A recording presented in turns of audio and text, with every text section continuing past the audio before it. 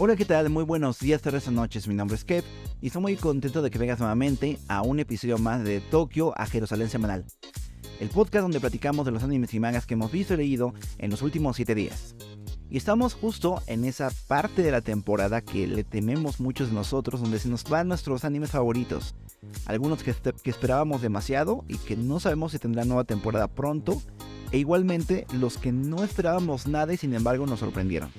En esa categoría tengo Ningen Fushin, tengo también a Handyman Saito y ahorrando 80,000 piezas de oro para tu retiro. Sobre todo, lo mencioné la vez pasada, Handyman Saito fue un anime que me gustó mucho.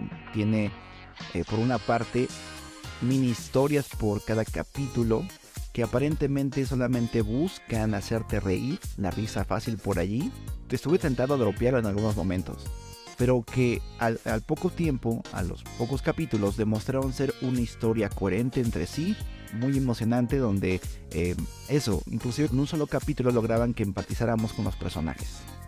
Otros animes como Tomo-chan ya se esperaban, ya había como cierta incertidumbre, no se diga de otros como Nier Automata, que la padeció también por el asunto del aparente COVID en los estudios de China.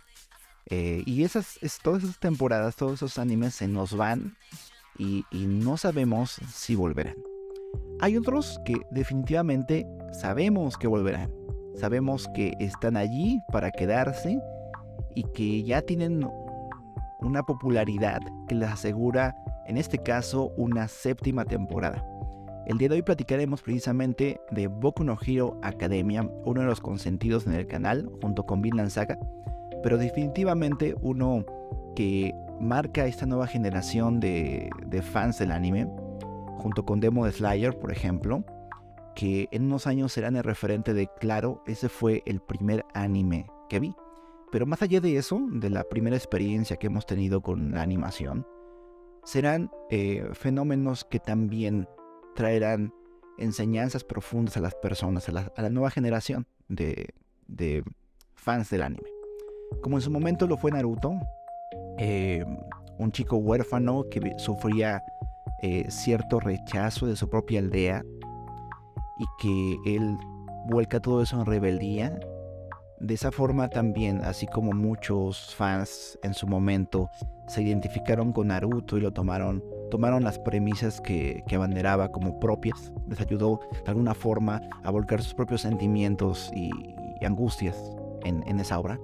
Creo que de igual forma Demon Slayer, Boku no Hero y, aunque no conozco tanto, Black Clover van a ser ese referente que van a dar a sus hijos esta generación actual.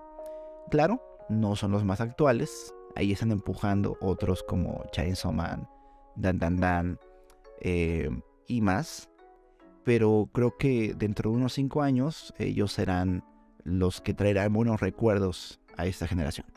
Y justo el momento que estamos viendo en el anime actualmente será de esas sagas que marcarán experiencias en los fans. Y estoy hablando del arco de Black Deku. No Villan Deku, como muchos fanfics esperaban, que en algún momento Deku se volviera un villano, sino en la evolución clara de lo que estaba ya haciendo desde el primer capítulo Deku. Lo que verdaderamente le iba a llevar al límite y acercarse a un lado oscuro.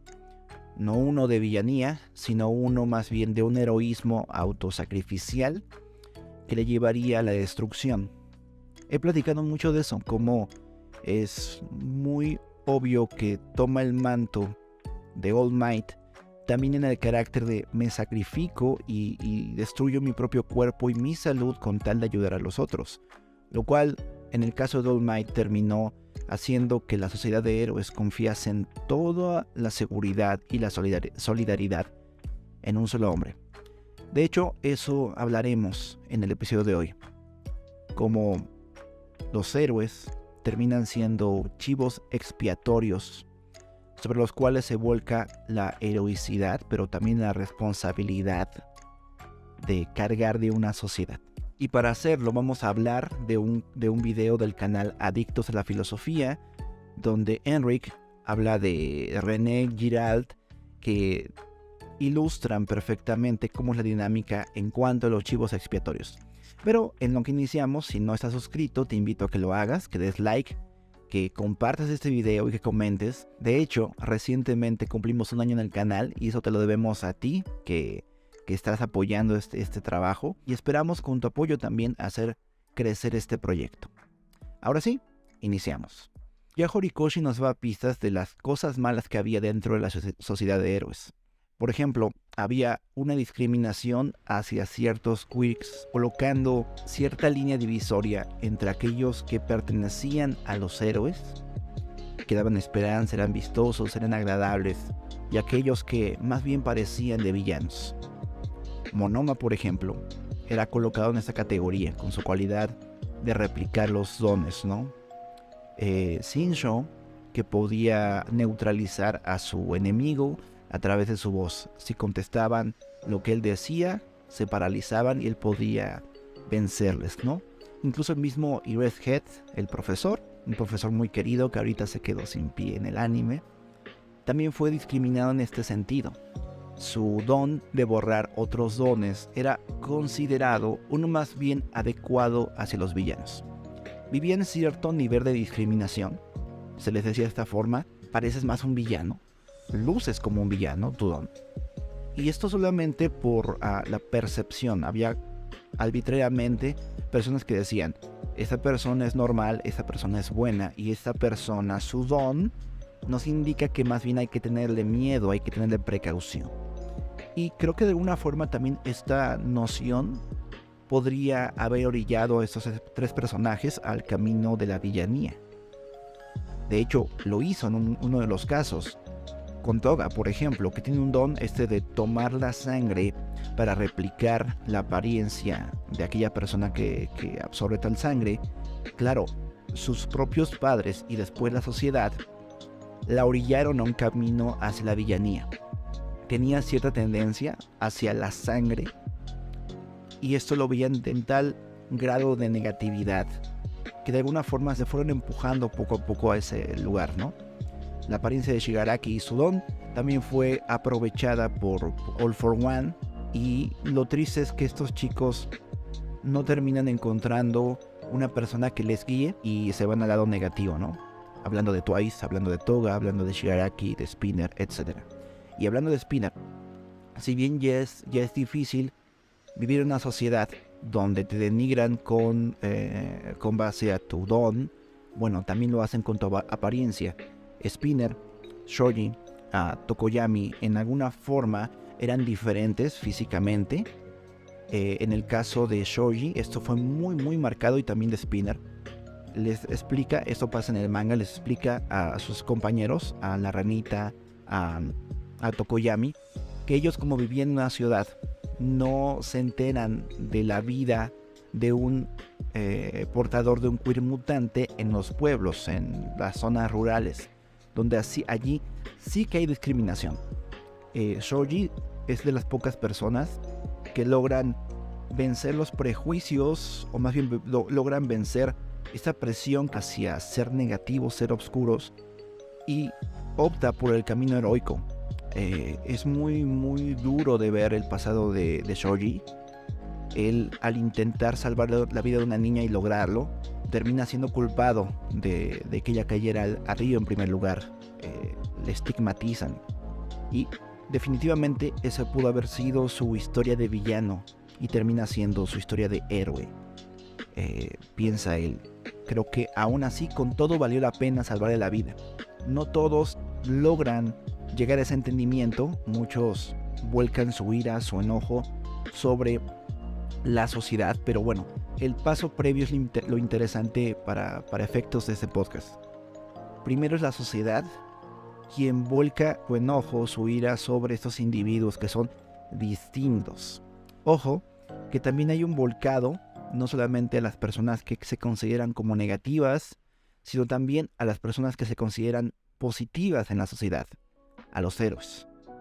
All Might y Endeavor, definitivamente en ellos se volcó la responsabilidad del cuidado de todos, las esperanzas, los sueños de la sociedad. A ellos se les vuelca el heroísmo, la esperanza y los ideales máximos de todos, ¿no?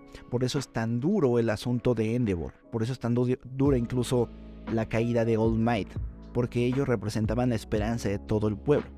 Es curioso cómo no hay una línea tan gruesa y no hay tanta diferencia entre lo que es un héroe y un villano, desde cierto sentido.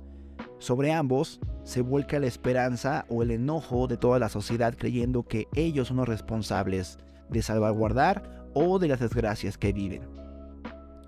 All Might lo asumió así, peleó hasta el cansancio, hasta casi matarse, y bueno, más bien fue por un cuidado de la narrativa de Horikoshi, pero realmente todo indicaba que iba a llevarnos la historia hacia la muerte de All Might, cosa que termina no sucediendo. O hacia la de Endeavor, que también no sucede. Inclusive también sobre la de Deku. Deku es un caso especial, interesante, porque al igual que con Endeavor, se desdibujan las categorías inventadas por la sociedad. Héroe o villano, o más héroe, o ambos. Endeavor, que tenía el primer lugar de los héroes después de la caída de All Might, se convierte en el villano público número 1. Y Deku, cuando él era un estudiante bastante prometedor, sí tenía cierta participación en los medios, desde los festivales escolares, cuando entró a la UA, había personas viéndolo y confiaban en que iba a ser un héroe. De buenas a primeras, con las noticias filtradas por los villanos, termina siendo una persona non grata. Y curioso, ¿no? Porque aquí la pregunta, ¿son los héroes profesionales los únicos responsables de salvaguardar una sociedad? ¿Son ellos los únicos con la capacidad ética y la responsabilidad de ayudar a los demás? ¿No hay valores en el resto de la población? Hay escenas clave para responder esto. Cuando Shigaraki despierta su don y vaga por las calles después de la muerte de sus seres queridos, todos lo ignoran y dicen: tarde o temprano vendrá un policía o un héroe. Entonces, como ellos son los que tienen el monopolio de la heroicidad, de la ética, yo puedo desligarme completamente. En la escena del último episodio de Boku no Hero, creo que esto se ve claramente. Tenemos a Deku llegando a la UA, no por su propia voluntad, sino porque todos sus compañeros le convencen y le llevan, y toda la multitud que simboliza toda la sociedad que habitaba ahora en la UA, por cierto, que no era el territorio de los ciudadanos, sino era un territorio prestado que pertenecía a los héroes y a los héroes en formación. Bueno, llega Deku y completamente todos están en contra de los héroes y de Deku. Es curioso porque en este odio que existe hacia él, se desdibujaron las categorías de queers mutantes y queers aceptables, de queers típicos de villanos y queers típicos de héroes, y todos como una masa vuelcan su enojo sobre Deku. Aquí parece que frente a un enemigo común, todos se unen y todos vuelcan esa ira a la persona o a las personas sobre las cuales primero volcaron su esperanza y la responsabilidad de levantar a la sociedad. Esto es de Tokio a Jerusalén Semanal. Regresamos. 校長から説明があったように、ここは今最も安全な場所であり、我々は先手を打つべく緑谷伊豆をおとりにヴィランの居場所を突き止める作戦を取ったが、十分な捜査網を敷けずに成果はごくわずかしか得られなかった。緑谷伊豆はヴィランの狙いであると同時に、こちらの最高戦力の一角。 Según Eric, del canal de Adictos a la Filosofía, el tratado Violencia y lo Sagrado de René Giral puede resumirse en los siguientes 5 puntos. Primero, existe una crisis social que desemboca en una escalada de violencia por un deseo mimético o de imitación y la espiral de venganza. Número 2, hay una concentración de la violencia sobre un chivo expiatorio al que culpabilizan de todos los problemas. Número 3, el asesinato del chivo expiatorio y la liberación de la violencia. Número 4, la armonización de la comunidad tras la descarga de violencia. Y finalmente, Número 5, la divinización de la víctima y la repetición ritual hasta la formación del mito. Afortunadamente no llegamos a las últimas 3 etapas de esos pasos que enuncia René Giralt sobre los mitos fundacionales. Él lo llama así. Hay un crimen fundacional que después se va justificando para la unificación de una comunidad que antes estaba en conflicto. Todo inicia con ese conflicto. En Boku no Hero hay el conflicto de la amenaza de All for One y además la existencia de Deku, que parece traer esa amenaza a refugio que ahora es la UA. No solamente a refugio, sino a toda la sociedad. Aquí tenemos como la virtud para efectos de este análisis de que la fortaleza creada en la UA engloba a todos los participantes que se creen limpios de este cargo de conciencia. A los ciudadanos por una parte, a la institución de la UA por otra, y a los héroes que también forman parte del Ministerio de Seguridad de la Sociedad de Héroes. Ellos, los ciudadanos, que son los que más se lavan las manos, al estar en esta crisis social, hacen cosas que no se atreverían a hacer en su medio natural, que empezaron a hacerlo, pero ahora con mucha más entrega, por así decirlo, seguridad, lo hacen. Es decir, antes de que toda esta crisis pasara, volcaban la seguridad o la responsabilidad en los héroes. Cuando hubo el ataque a Tártaros y tantos criminales salieron libres, ellos tomaron la justicia en sus propias manos.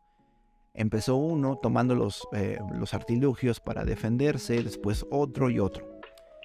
Fue copiándose esa tendencia frente a la crisis, una tendencia a tomar la venganza en mis manos. Poco a poco fue escalando y escalando, y empezaron a haber primeros intentos de crear chivos expiatorios, con lo que ya se conocía. Es decir, lo más obvio era atacar a las personas con quirk de mutante. Es por ello que atacan a esta chica gigante, que termina defendiendo a Deku. Y curiosamente, esto al escalar socialmente llega al razonamiento de que no puedes continuar buscando pequeños chivos expiatorios, tienes que buscar uno. Cuando se concentran todos en la UA, es muy obvio que no puedes hacer una batalla campal contra los mutantes, y aquí ocurre la intervención de los medios de comunicación. De hecho, es un elemento clave en la obra de Horikoshi. Empieza a haber rumores divulgados por algunos youtubers de que hay una persona que tiene quirks similares a All for One, es decir, que también tiene varios, que lucha viéndose demacrado, se ve oscuro, se ve maligno. Entonces empieza a haber una conciencia de que él es el mal encarnado. Aquí se cumple la parte 2 de lo enunciado por René Giralt. Hay una concentración de la violencia sobre el chivo expiatorio, al que se culpabiliza de todos los problemas. O sea, la tendencia es clara. Él tiene la culpa, Deku tiene la culpa, ese estudiante es el culpable. Ese estudiante, tenemos que hacer algo para rechazarlo de aquí. No llegan al punto de ejercer la violencia a modo que quieran matarlo, pero sí de querer expulsarlo de la comunidad donde están todos aparentemente seguros. Eso es muy arquetípico. Quieren expulsar a la comunidad. De hecho, en la Biblia, el término chivo expiatorio nace de una práctica judía donde no solamente a un pequeño borreguito se le sacrificaba en un altar y se consideraba ampliamente su sangre, sino había otro cordero, otro chivo, que se dejaba fuera del campamento y se llevaba al desierto. Se expulsaba de la comunidad. Tú no perteneces a esto. Sobre ti volcamos toda la violencia, el enojo y el pecado de esta comunidad. Ojo, que aunque la sociedad no entraba en conciencia de que es responsable de lo que ha pasado, sí que vuelca algo que es la responsabilidad en Deku. Les digo que afortunadamente no ocurrió el asunto del asesinato del chivo expiatorio, pero no estuvieron muy lejos de hacerlo. Creo que en la exclusión del grupo, sobre todo en ese momento en que Deku tiene la necesidad de descansar, de recuperar fuerzas, de ser protegido, sí que la expulsión representa muerte, así como el chivo expiatorio en la Biblia no se le daba un asesinato explícito, no se le mataba como al otro cordero. Sí que el aislamiento del campamento y el llevarlo al desierto constituía prácticamente la muerte. Por el sol, por los depredadores, por el hambre. Lo que continuaba ello era la muerte. La expulsión hipotética de Deku era su muerte literal. Era que tarde o temprano, así como hubo un ataque de Lady Nagant y de otros asesinos, tarde o temprano esos asesinos iban a poder atraparle vivo o muerto hasta la presencia de All for One, o por lo menos iban a llevarle para tomar sus dones. Es verdad que los dones solamente se transmiten por aquella persona que toma el ADN del antecesor y por el consentimiento de los portadores. El consentimiento de este portador, pero podría haber una situación extrema donde en tortura, en convencimiento a Deku, pudieran haber obtenido ese don. No sabemos qué pasa con un cascarón vacío de dones. No sabemos si es un asunto como Naruto, que le quitaban el Kyuubi y se moría.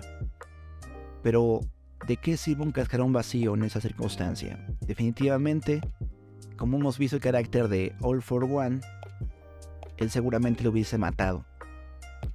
O controlado o manipulado. Entonces, definitivamente, si no hubiera habido la intervención, de la cual hablaremos en el siguiente segmento, Deku hubiese muerto. Hubiera escalado las siguientes etapas de René Giralt, el asesinato del chivo expiatorio y la liberación de la violencia. Es decir, la canalización de la violencia no es que la violencia vuelva a disgregarse en otros grupos, sino que se canaliza. Y los siguientes pasos, según René Giralt, es la armonización de la comunidad, la unidad, frente a que destruimos al enemigo que era el causante de todo esto, y la divinización de la víctima y repetición del ritual. La legitimación del acto violento. Es decir, gracias a que sacamos a Deku de este lugar, estamos seguros, somos unos. Ese acto fue divino. Entonces, hay una justificación. Lo que antes podría haber sido completamente descabellado, que es llevar al exilio a un adolescente, a un chico que estaba empezando en su labor de héroe, que había buscado incluso la paz con los ciudadanos, lo completamente reprobable se hubiera justificado como un acto divino, un acto de inteligencia, de cordura, de paz.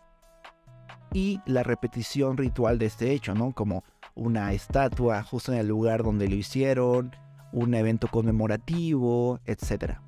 Ahora, esto no es estático, obviamente, frente a la expulsión de Deku hubiera All for One por fin tenido el poder que siempre anheló y hubiera desatado una nueva ola de violencia y de dolor, ¿no? Que, claro, tenía la facultad, ahora ese nuevo líder hipotético, de legitimizar aún más y divinizar el hecho, ¿no? Como este acto logró la consolidación del imperio de All for One y alabemos al líder, ¿no? Y alabemos al sacrificio que permitió que este gran emperador, este gran dictador, esta Alteza Serenísima se alzase sobre nosotros.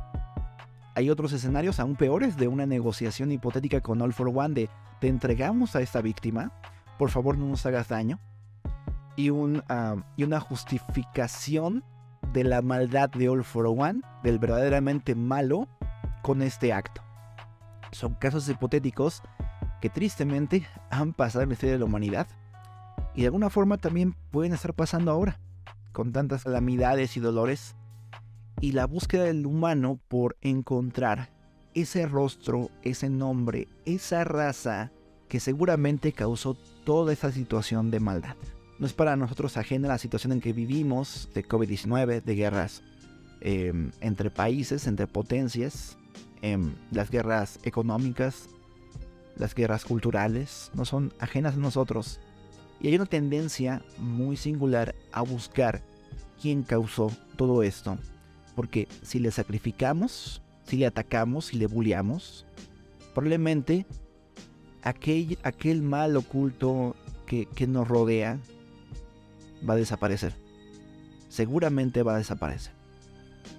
En los últimos meses ha habido algunas funas de influencers es una escala mediana de este hecho, donde cosas como CP son volcadas y puestas en ciertas personas. Como si yo te lincho a ti y te funo a ti, yo puedo olvidarme del muerto que tengo en el ático, que yo mismo he hecho aquello del cual te he culpabilizado.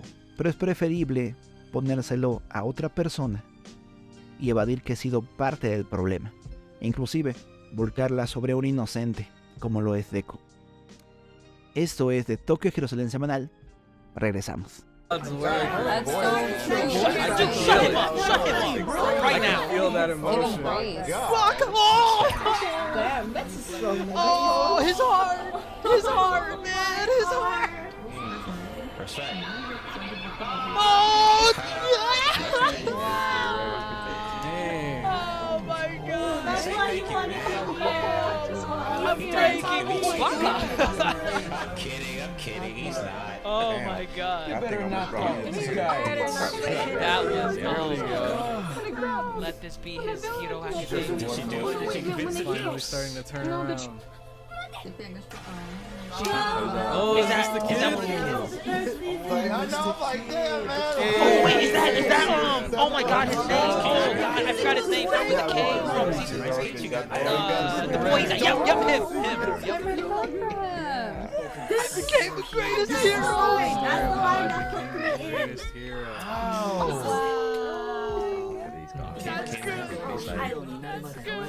Okay. I hope people can appreciate That's it. good. Oh man. Y en esta última parte daremos un análisis al discurso o a los discursos que se hacen en favor de Deku. El principal es el de Uraraka, el que se roba el corazón de toda la audiencia, pero no es el único que ocurre y tampoco es el que definitivamente dé la respuesta a todos los ciudadanos que están dudando de la veracidad de Deku como héroe. Pero claro, iniciaremos por allí. Uraraka toma el megáfono de Present Mic.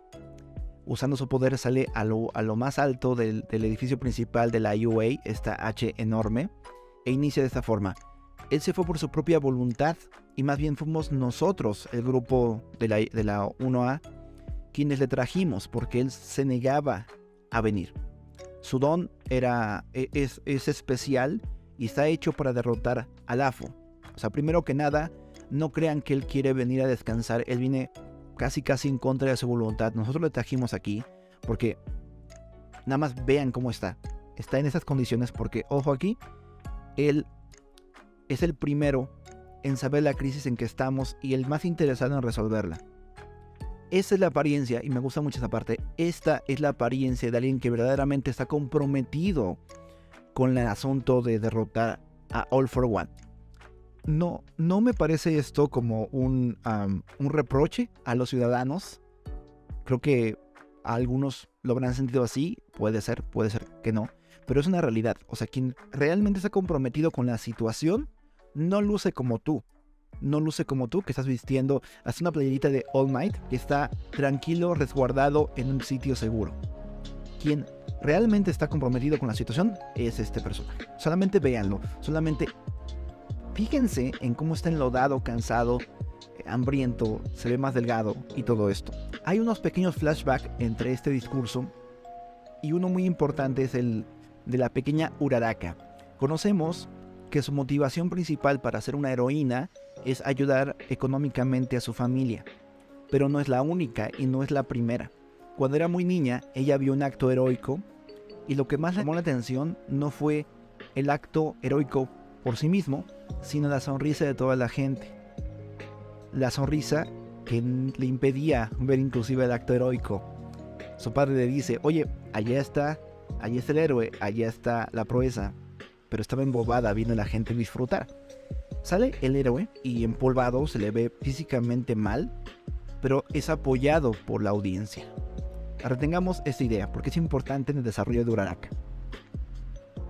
Una persona, al ver a Deku, realmente todos estaban viendo, es el diálogo con una sola persona.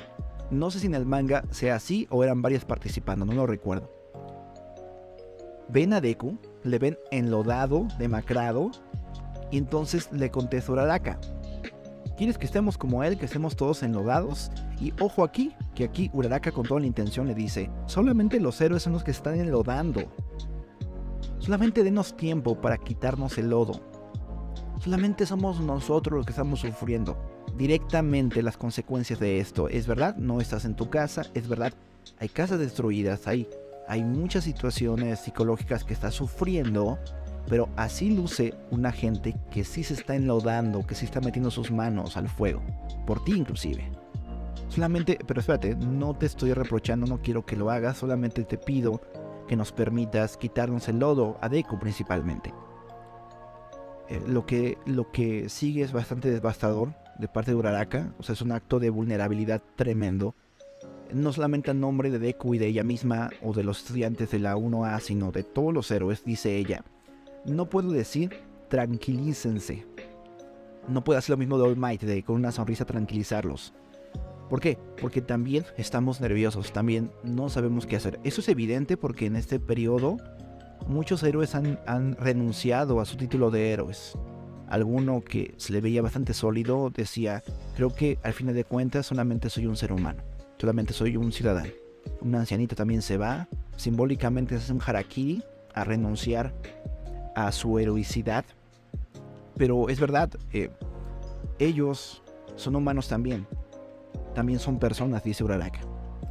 Me gusta porque hay un doble reconocimiento en ella. Ella definitivamente se asume a sí misma como un héroe, ya no como un estudiante de la UA. Creo que ha visto tanta acción, ha visto tanta guerra. Aquí algunos podrían, quererme refutar diciendo, es que ella no ha peleado como Deku, no ha peleado como Shoto, no ha peleado como Bakugo, como los héroes profesionales. Sí, ella peleó como heroína profesional, se enfrentó a Toga, se enfrentó a la muerte en muchos momentos, vio la muerte de primera mano y salvó a muchas personas de los derrumbes junto con Froppy. Claro que ella es una heroína profesional, es algo que se ha ganado a pulso y se ha ganado también porque ha logrado esta reflexión de que constantemente se ha hecho de quién salva a los héroes. Esa pregunta ha continuado, ¿quién salva a los héroes? Cuando ellos lloran, cuando ellos sufren, cuando ellos se lamentan, ¿quién los salva? Esta reflexión se repitió cuando Deku sale de la UA, escapa, y está muy presente en su conversación en este momento. Primero, yo soy una heroína y segundo, somos vulnerables, no podemos hacerlo, no tenemos la autoridad para decirles tranquilícense porque nosotros también nos sentimos mal. Solamente les pedimos una cosa, ayúdenos para que podamos. Ayúdenos para que podamos todos reír el día de mañana. Momento clave porque hay un flashback involuntario de ella misma hacia Toga. Para que todos podamos reír mañana es que necesitamos tu ayuda y todos desde el punto de vista de Uraraka es todos. Incluyendo los villanos, incluyendo aquellos que han sido clásicamente desplazados a la anormalidad. Platicamos de grupos mutantes, de grupos con quirks, de villanos y también criminales. Uraraka tiene un carácter de incluir a todos que necesitan reír mañana. Hablamos de ese tema en el capítulo de Twice, de la muerte de Twice. Véanlo, aparece por aquí en las notitas. Se los recomiendo mucho porque hablamos del sistema penitenciario, de la normalidad y la anormalidad desde el punto de vista de Michel Foucault. Continuamos. ¿Qué más sigue diciendo Uraraka? Dejen que descanse a su lado, les suplica respecto a Midoriya. Midoriya solo quiere asumir la responsabilidad de su poder. Solamente quiere asumir lo que le fue entregado a él. Y ojo, que tampoco es su responsabilidad, últimamente. Claro, le heredó el don All Might. Claro, él lo quiso tomar, pero él no era consciente de todas las cosas que venían tras ese nombramiento y esa asunción de poder. Sin embargo, él quiere ser responsable. Ojo aquí que muchos, y no estoy juzgándolos, dejaron la responsabilidad heroica. Pero aquel un joven, 15, 16 años, que quiere ser responsable de su poder. Es un estudiante común y corriente que aún tiene mucho que aprender. O sea, Sí, él es responsable, se está haciendo responsable más bien, pero también contempla en otra realidad. Es un muchacho, de la misma edad que muchos de sus hijos, sobrinos, hermanos.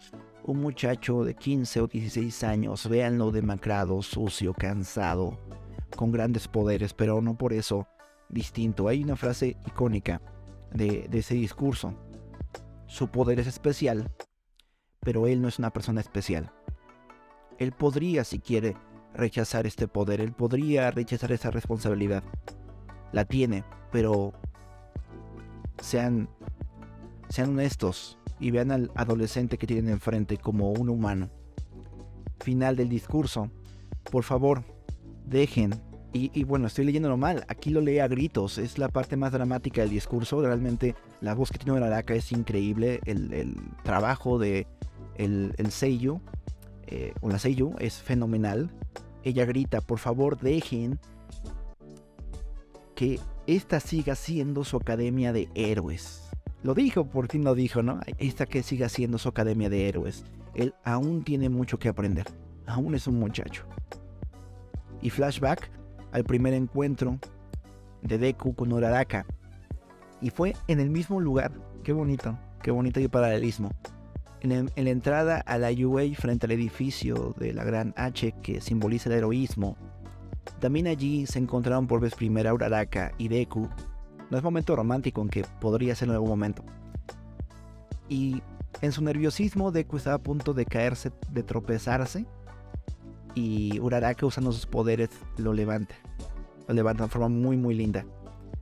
Y nuevamente pasa lo mismo, aunque físicamente Deku está en el suelo llorando por la angustia que le provoca toda la situación. Por el discurso de Uraraka que también expira, también exorciza de él muchos miedos, mucho dolor, mucha culpa. Es nuevamente Uraraka quien le está levantando moralmente frente a la entrada de su querida UA. El último paso, y aquí cambiamos de discursante, lo tiene que tomar ahora la audiencia, lo tiene que tomar ahora la ciudadanía, ¿no? Piensa el pequeño ratoncito que es el director de la UA, hacía falta solamente un único paso, aunque era el más difícil de dar, ¿no?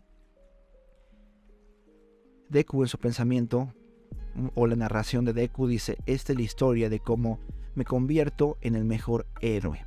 Esta es la historia en la que nos convertimos en los mejores héroes. Eso es clave porque el cambio de paradigma es ya no soy solamente yo el que me voy a convertir, sino todos nos convertiremos en los mejores héroes. Ocurre lo que tanto se ansiaba que ocurriese. Koda, la chica mutante también pudo haberlo hecho Eri, pero está más chiquita, pobrecita. Y el primer hombre que apoyó a Deku, que le dijo, sí, vas a ser héroe, ayudan a Deku. Koda y la chica mutante lo abrazan, le dicen unas palabras muy bonitas.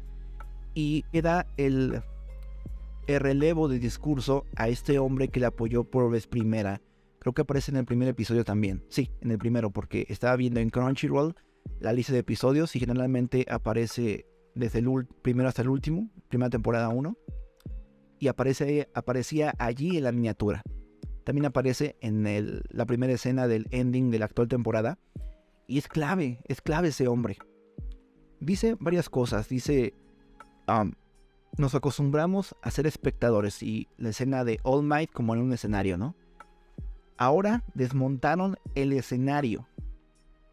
All Might era el protagonista, era el que íbamos a ver. Desmontan el escenario y toda la bruma, cuando se disipa la bruma, ya no vemos a All Might, ya no vemos a los héroes, ni a Endeavor, ni a muchos de ellos. Y ahora resulta que rechazamos a los pocos que quedaron. Ahora resulta que les atacamos, les agredimos, que deseamos prácticamente su muerte. Y pregunto en voz alta, cuando rechacemos a todos los héroes, ¿quién nos va a quedar? ¿Quién nos va a defender? La última parte del discurso de este hombre, de la cabeza de Picos, es la siguiente. No podemos ser espectadores para siempre. Llega el momento en que tomemos la decisión, número 1, de apoyar a este chico que está haciendo lo que no hacemos nosotros, que se está embarrando de lodo, que está luchando. Y también llega el tiempo en que luchemos nosotros mismos. La parte final del discurso la da Deku. Le pregunta a este mismo chico con la playera de All Might. Le dice a este chico con la playera de All Might: hay rumores de un pordiosero que controla varios dones. Algunos dicen que es un villano agitador. Otros dicen que es un auténtico héroe. Y la escena se nos muestra de su celular con un youtuber que ha dicho todo esto. Aparece en el manga, en el anime. Otra vez, los medios de comunicación tienen mucha influencia. Y le pregunta directamente, estando a metros de él: si te quedas, ¿recuperaremos nuestras vidas? Ahora es una pregunta directa al héroe, a Deku, al chivo expiatorio. Y le responde: la recuperaremos, porque los demás están conmigo. Crecimiento y desarrollo de Deku. Hasta ahora Deku había aprendido que todo se podía hacer si se valía de esfuerzo, de disciplina y de sacrificio. Pero ahora vemos a un Deku que reconoce que no puede hacerlo solo. Pero sí lo va a lograr, sí va a lograr salvar la vida de los ciudadanos, devolver al statu quo, o un mejor statu quo, porque sus amigos están allí para él, porque Kacchan, porque Uraraka, porque Aida, porque sus maestros, porque su madre, porque los ciudadanos, porque toda la sociedad está con él. Siendo así, no hay forma en que pierdan. Para mí, este puede ser un muy buen cierre de episodio, aunque continúa. Platicaremos de lo que sigue y lo que le antecedió en el análisis del episodio número 24. Pero quisiera dejar esta parte del podcast hasta aquí. Cómo este chivo expiatorio deja de serlo. Cómo se revierte por causa del discurso principalmente de Uraraka. Y no despreciamos a Present Mike y a Best Genies, que hicieron lo mejor que pudieron, junto también con el ciudadano y junto con el mismo Deku, cómo resuelve y revierte el asunto del chivo expiatorio. Y todos pueden descansar en paz en ese momento. Hoy de Tokio a Jerusalén cumple un año. Inicié este proyecto con la finalidad de traer un punto de vista diferente al mundillo del fandom latinoamericano del anime. Uno que hablase de espiritualidad, fe y esperanza. Y no sé si lo hemos logrado, pero vaya que lo hemos intentado. Hoy quiero agradecer a Jennifer, editora del canal, a los proyectos amigos como Comunidad Oura u Otakus Cristianos, a Isaac Powell y Osvaldo, a mis referentes como Portal Geek, Anime al Diván, Eso no lo dijo Kant, Go el Monitor Geek, Ramen para dos, que estoy seguro ni siquiera me conocen, pero se los recomiendo mucho, a Horikoshi o Kishimoto o Urasawa, que son autores de las historias que tanto amamos, pero sobre todo a ti, que haces posible este espacio. Así que, larga vida y feliz cumpleaños a este proyecto, de Tokio a Jerusalén. Hay un cambio de escena hacia los que estaban fuera del edificio, hacia Shoto, hacia Endeavor y a Hawks. No voy a mencionar lo que dijeron en esa conversación, pero cuando regresan, es el mismo chico que tenía la playera de All Might, que sostenía un paraguas, quien va a su resguardo y le cubre.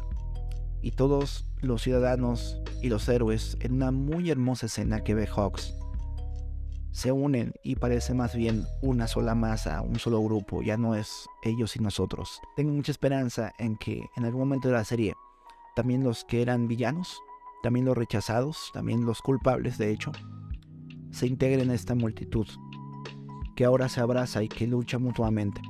Concluimos, según lo que menciona Enric en Adix, la filosofía, muchas personas ven en la teoría de René Giralt la justificación para decir, claro, lo sagrado siempre viene de la violencia y va hacia la violencia. Las religiones siempre son violentas, siempre son matar, destruir, atacar, culpar a alguien. Pero René Giralt no creía que el relato bíblico cristiano fuese un mito violento en el sentido que planteaba su teoría, sino todo lo contrario. Viene siendo la reversión del mito. así como Deku y sus amigos y Uraraka revierten hacia donde iba esta ola de violencia a matar a Deku, el cristianismo hace lo mismo. Si bien los relatos míticos son la historia explicada desde la versión de los verdugos que ganan, los verdugos violentos, la historia del evangelio, la historia bíblica, es la historia explicada desde la víctima y lo inocente. Como que la Biblia llega, el evangelio llega y rompe con esos mitos, rompe con esa ola violenta. Primero, identificándose con la víctima. No voy a legitimar tu violencia. Caifás o la multitud que querían matar a Jesús, no voy a justificarlos de que su acto es bueno, su acto es malo, es reprobable, pero también es una especie de teatro que se están inventando. Ustedes quieren, a través de la muerte de este justo, acabar con el mal, quieren acabar con la violencia, quieren acabar con la amenaza de que los romanos vengan y los destruyan. Eso es un montaje, una historia que ustedes están contando a sí mismos y que es falsa. Sin embargo, yo tomaré este montaje, dice Jesús, cuando yo deseo hacerlo. Voy a tomar mi vida, voy a destruir aquello que ustedes pretenden destruir a través de mi tortura y muerte, con mi vida, una vida que ustedes no conocen. Es como el ser humano volcando su ira sobre la víctima y la víctima venciendo una batalla mucho más grande y astronómica de la cual eran conscientes los judíos y romanos de esa época.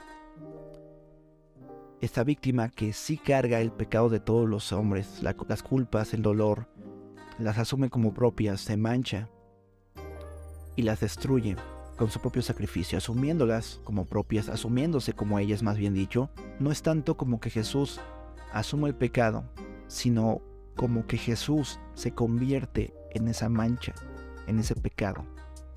Asume el lugar de ese ente que destruía a aquel que lo tocaba. Lo asume y con su muerte lo destruye y lo consuma. No hubo aquí quien defendiese la causa de Jesús, quien impidiese que se consumara el acto sangriento. Y tampoco hubo quien impidiese que asumiese el castigo y que destruyese el castigo. Finalmente, a diferencia de los chivos expiatorios de los mitos antiguos, a diferencia de Deku, que definitivamente no querían tomar ese lugar, Jesús lo toma cuando y como quiere para salvar a las personas que le estaban montando el teatro para destruirle. Cuando ellos montan el escenario, no se dan cuenta que una guillotina está en sus cabezas a punto de destruirles. Mientras ellos creen que van a destruir al autor de la vida, ellos están a punto de fallecer, de morir en su culpa y la deuda que tienen. Y Jesús destruye todo el escenario y destruye todas las guillotinas, destruye toda la situación adversa a la humanidad a través de su sacrificio. Es pertinente hablar de esto porque estamos en vísperas de la que llamamos la Semana Santa o Semana Mayor, Semana de la Pasión, Muerte y Resurrección de Cristo. La palabra clave en ese nombre es pasión. Por la pasión que siente Jesús, toma el lugar de víctima. Asume el lugar de víctima, no de vengador, no de destructor, torturador, que pudo haberlo tomado. Se asume víctima, se empatiza y toma el lugar de la víctima y destruye la culpa de los victimarios, de aquellos que le causan mal. Prueba de eso, dice René Giralt, es que allí donde el cristianismo se ha asentado, el sacrificio institucional ha acabado desapareciendo. Cuando el hombre en su monstruosidad y violencia era el lobo del hombre, era su propio asesino y verdugo, Jesús viene a morir en la cruz, dice consumado es la última palabra que pronuncia, y en cada región donde el evangelio toca, el sacrificio humano desaparece. Ya no hay necesidad de un chivo expiatorio. porque Él asume la culpa y nos da su lugar de hijos de Dios. Singular, curioso que mencione esta historia en medio del relato de Boku no Hero y de este análisis interesante que hemos hecho sobre los chivos expiatorios, pero necesario, porque el chivo expiatorio del Antiguo Testamento, esta ceremonia, apuntaba al que era el perfecto sacrificio, lo que no podía cubrir ningún chivo expiatorio en la antigüedad, porque tenía que volver a hacerse, y volver a hacerse, y volver a hacerse. Cuantas veces el pueblo pecase, se cubre a través del sacrificio de Cristo. Espero que esto ayude a que entiendas la complejidad de la creencia cristiana, el propósito y el efecto que ha hecho en mi vida y en la vida de los cristianos el sacrificio de Cristo, pero también que lo puedas experimentar por tu propia cuenta. Si algo es necesario en esta vida, es pasar del libro a la experiencia, de lo teórico a lo práctico. Es una muy buena época para experimentar cómo Dios asume el pecado que tú querías asumirle a otra persona, que tú querías culpar a tus padres, a tus hermanos, y que era tuyo, tu responsabilidad.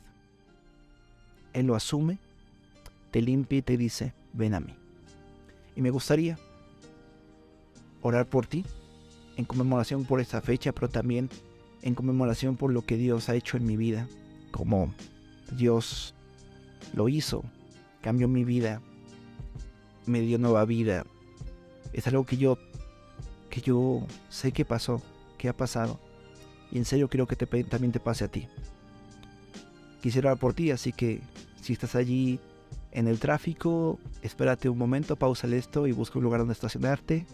Si estás en casa, busca el momento oportuno para cerrar los ojos conmigo y recibir esto de parte del Señor. Padre eterno, gracias por tu amor. Gracias.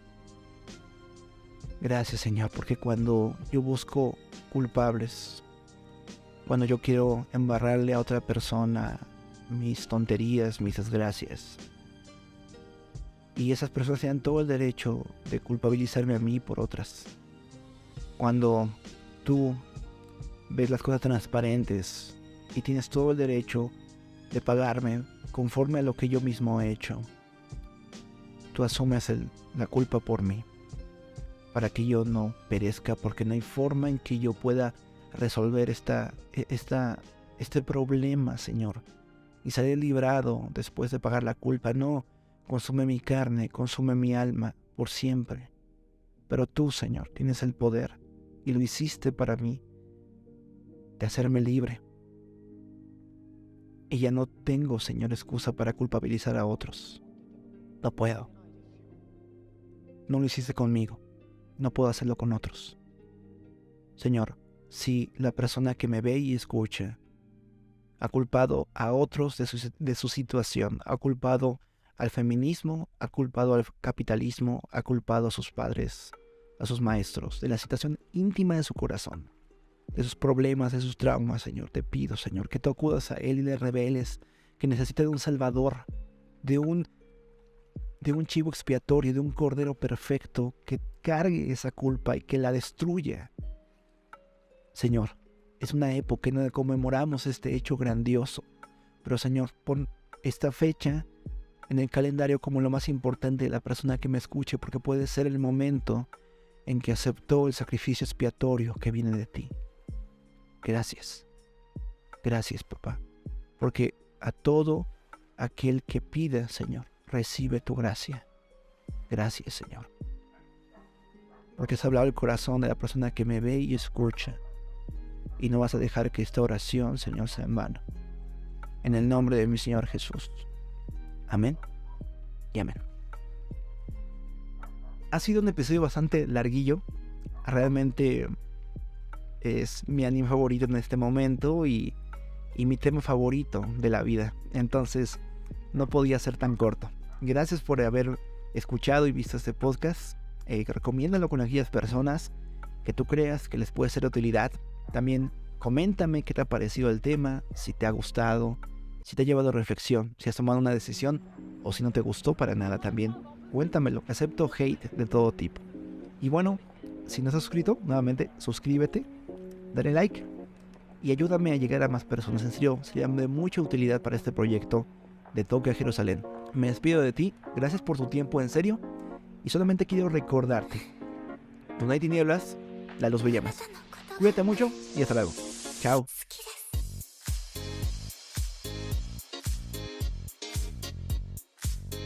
Thank you.